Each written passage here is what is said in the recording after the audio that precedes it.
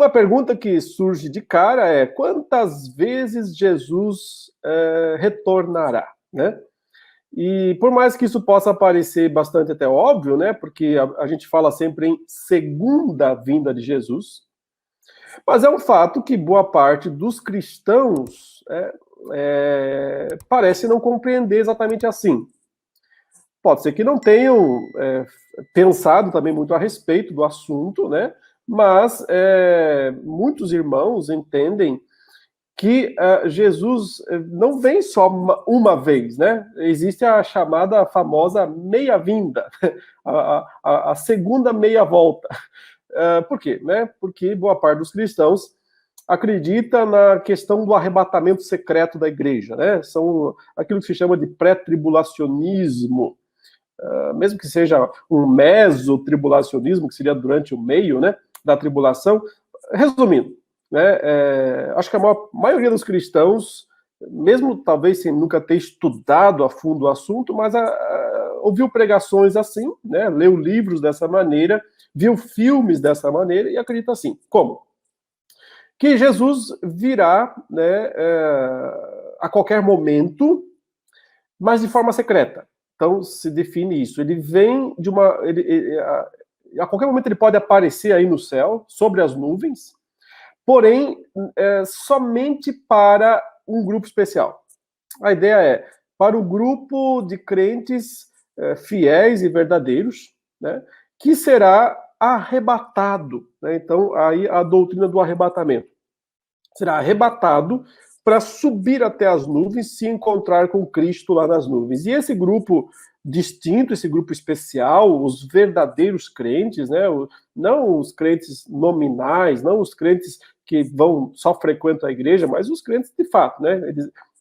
Nessa teoria se insiste nesse ponto. Os verdadeiros crentes, os crentes de fato, que mostram pela sua vida que são fiéis a Deus, esses crentes vão subir, e só eles, e vão se encontrar com Cristo nos ares. E aí, esses crentes vão para o céu, passar uma temporada nos céus com o Senhor, né?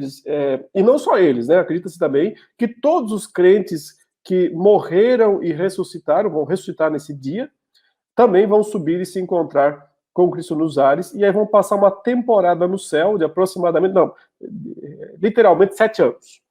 Os 7 anos celestes, em que esses crentes ficarão no céu. E depois, e aí na Terra continua tudo mais ou menos igual, né? Quer dizer, igual não, né? Porque uma boa parte do mundo sumiu, né? É mais ou menos isso. Aperte os cintos que o piloto sumiu. Uma boa parte do mundo sumiu. Até havia muitos dizeres antigamente, se lia quando o pessoal colocava aqueles adesivos nos carros, né? Com versículos bíblicos e tal. Gostavam muito eu já vi alguns colocarem assim: em caso de arrebatamento, este carro poderá ficar desgovernado.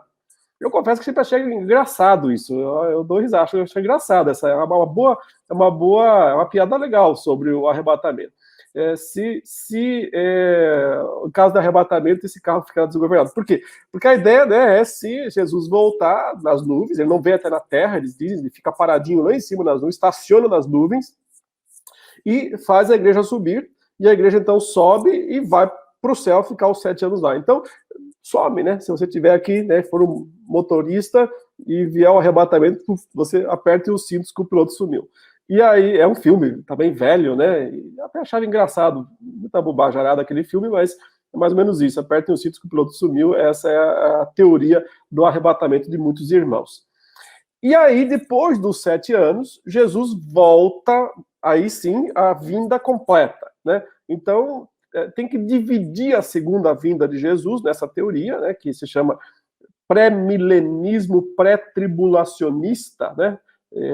Essa sopa de letrinhas aí que é esse nome, pré-milenismo pré-tribulacionista, que está sempre muito associado ao chamado movimento dispensacional, né, o dispensacionalismo, e que foi altamente divulgado nos Estados Unidos e no Brasil, nesses dois países principalmente, que é onde está a maior parte dos dispensacionalistas do mundo, né, estão nos Estados Unidos e no Brasil, por causa daquela Bíblia que fez muito sucesso na década de 60, chamada Bíblia de Scofield, E ela trazia todos isso em detalhes, explicava, tinha toda a agenda do fim dos tempos, né? Os crentes abriam lá na Bíblia Scofield e sabiam exatamente como é que ia acontecer lá no futuro. E também filmes, e aquele famoso romance escrito pelo aquele escritor evangélico chamado Tim LaHaye, né? Se não me engano é Tim LaHaye e Jerry Jenkins. E o escritor bom não é o LaHaye, é o Jenkins, ele que é um bom escritor de ficção. Mas o LaHaye, como era mais famoso, né, pela alguns livros de psicologia, misturado com teologia que ele tinha, tudo coisa ruim, é verdade, acabou emprestando o nome, e aí por isso que virou um sucesso mundial, o Deixados para Trás. Que é essa a ideia, né? O piloto sumiu, quem ficou, que se vire. Tem que ficar aqui nesse mundo, e aí vai ficar 7 anos aqui nesse mundo, vivendo debaixo da perseguição do anticristo, e aí, então só quem ficar é que vai passar pela tribulação. Essa é a ideia. Só quem ficar. Quem não é crente verdadeiro. Só os crentes nominais. Eles ficam e têm uma segunda chance. Basicamente é isso. Já que eles não levaram a sério a sua fé cristã até essa volta secreta de Jesus, eles têm mais 7 anos na Terra para uma segunda chance. E terão que, então, mostrar que, né, são fiéis a Deus, aguentando a perseguição, o sofrimento, para depois, no final desses 7 anos, quando Jesus voltar de forma inteira, não só até as nuvens, mas até o chão, né, quando ele pisar o chão, lá em Jerusalém, no Monte das Oliveiras, tudo literalmente como eles entendem, né, aí esses aí serão também ressuscitados.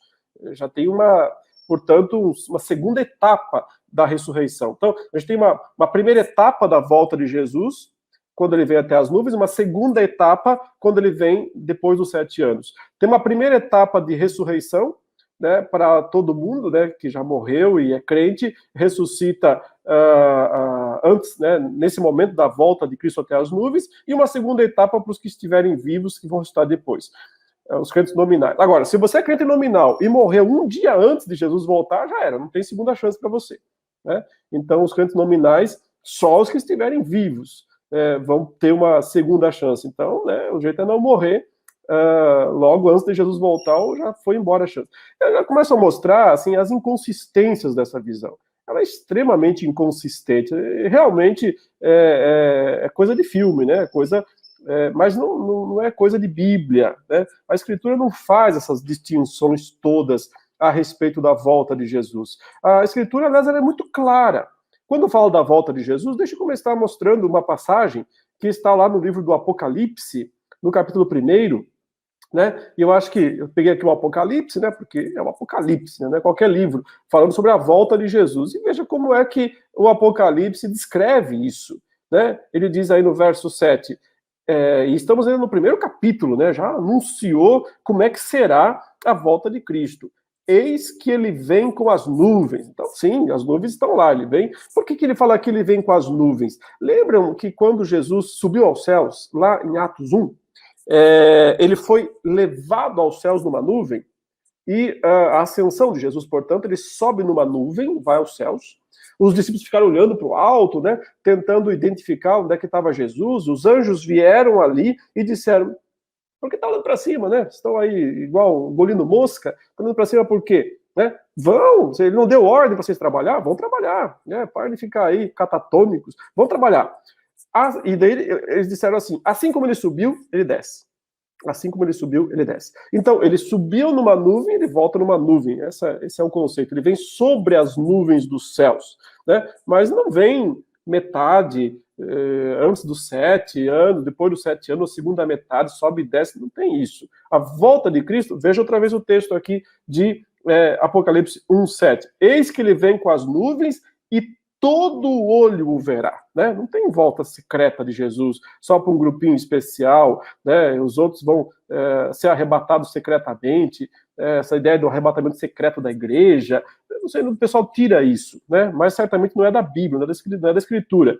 Quando Jesus vier sobre as nuvens, com as nuvens, todo olho o verá. Até mesmo aqueles que o traspassaram. Olha que interessante, ele fala até aqueles que o traspassaram.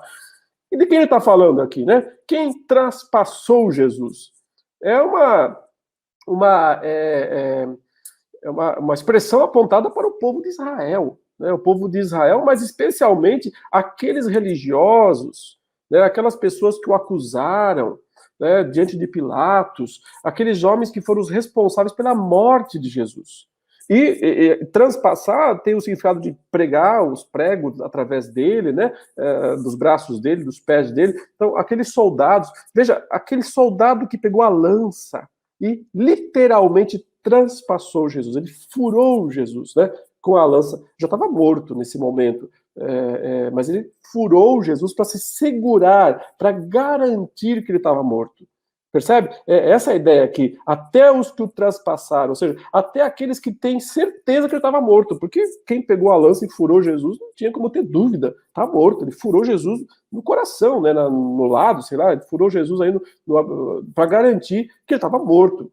Então, aqueles que tiveram certeza que ele estava morto, o verão vivo, né, voltando sobre as nuvens, né, como diz os textos de Mateus 24 e tal, já vou ver, inclusive, com poder e muita glória. Né? E olha aí, e todas as tribos da terra se lamentarão por causa dele. Certamente, amém. Então, todo mundo vai ver, já está aí, todo olho verá, todas as tribos da terra estarão ali diante dele. Porque até aqueles que o transpassaram, significa que eles também vão ressuscitar nesse momento. Todo mundo vai ressuscitar na volta de Jesus, sabe? Não é um grupinho só que ressuscita e o outro fica esperando não sei quanto tempo, e o outro vai não sei para a primeira etapa, a segunda etapa, a terceira etapa da ressurreição. Porque, literalmente, as pessoas têm que pensar, se elas acreditam em pré-tribulacionismo, que tem uma ressurreição antes, né, dos 7 anos, uma ressurreição depois dos 7 anos e possivelmente uma ressurreição depois do milênio ainda, porque eu acredito que o milênio começa ali depois dos 7 anos, né? Uma ressurreição ainda depois disso tudo. Então, é muita ressurreição, é muito sobe e desce, é muita volta de Jesus, né?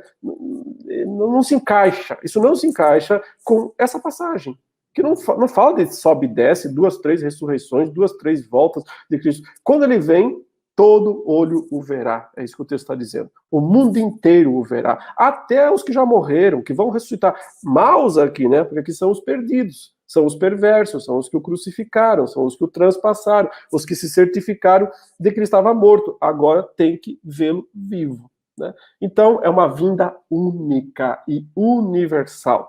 Não tem nada de secreto nessa história.